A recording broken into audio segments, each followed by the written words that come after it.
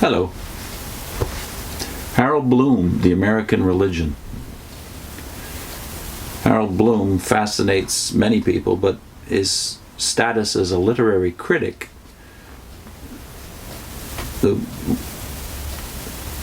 perhaps he's the most famous literary critic in the world today, in his late 80s, by the way, is obscured for me, a book collector, his status as an analyzer, an analyst of North American religion. This book, The American Religion, he wrote in 1992, and he has chapters on Mormons and Southern Baptist Convention, and he has other significant segments on Christian Science, Seventh-day Adventism, Jehovah's Witnesses, Pentecostalism, the New Age, and a fairly lengthy section near the end of the book on African-American religion as a paradigm.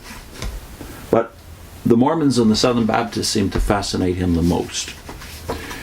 Toward the end of the book, he says this about the God of the American religion. The God of the American religion is an experiential God, so radically within our own being as to become a virtual identity with what is most authentic, that is oldest and best, in the self. Much of early Emerson, Ralph Waldo Emerson, hovers near the vision of God. He quotes Emerson, "It is by yourself, without ambassador, that God speaks to you. It is God in you that responds to God without, or affirms his own words trembling on the lips of another." This is one of the reasons he seems to be so fascinated with Mormonism, that it's maybe the most original of American religions, the most un-European, although it claims to be a form of Christianity. He goes on to say, the issue in American religion is not self-worship, it is acquaintance with a God within the self. A little later in the same chapter, he gets to the issue with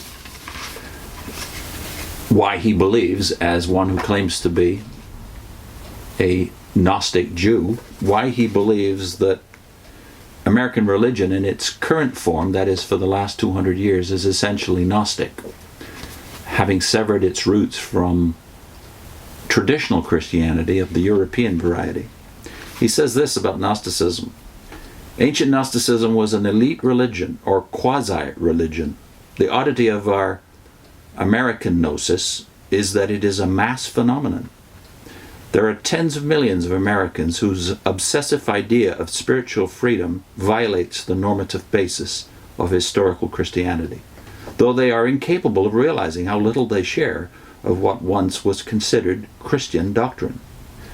Even the Mormons, who so clearly are as radical a departure from Christianity as is Islam, regard themselves as the legitimate church of Jesus Christ.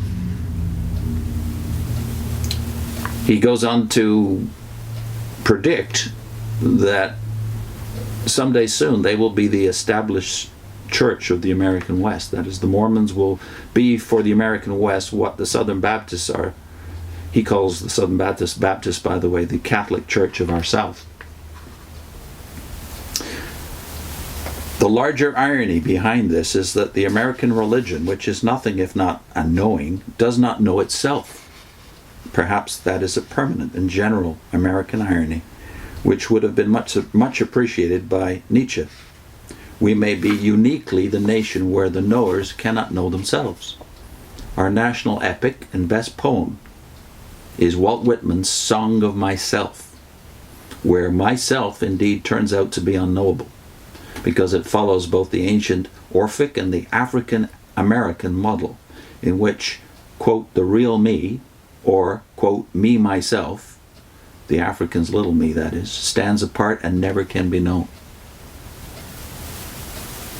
He's talking about a traditional belief of West African religions. The American religion is neither a Christian believing that, nor a Judaic trusting in. It is a knowing. And there's an ominous note at the end of this chapter. The American religion in itself is not violence, but confusion frequently attends both. and certainly our knowing is more often than not a violent knowing. A religion of the self is not likely to be a religion of peace. Let me say that again. A religion of the self is not likely to be a religion of peace, since the American self tends to define itself through its war against otherness. If your knowing ultimately tells you that you are beyond nature, having long preceded it, then your natural acts cannot sully you. No wonder then that salvation, once attained, cannot fall away from the American religionist, no matter what he or she does. We export our culture abroad, low and high, and increasingly we export the American religion as well. If Woodrow Wilson proves correct, and we were intended to be a spirit among the nations of the world, then the 21st century will mark a full-scale return to the wars of religion. Harold Bloom, The American Religion.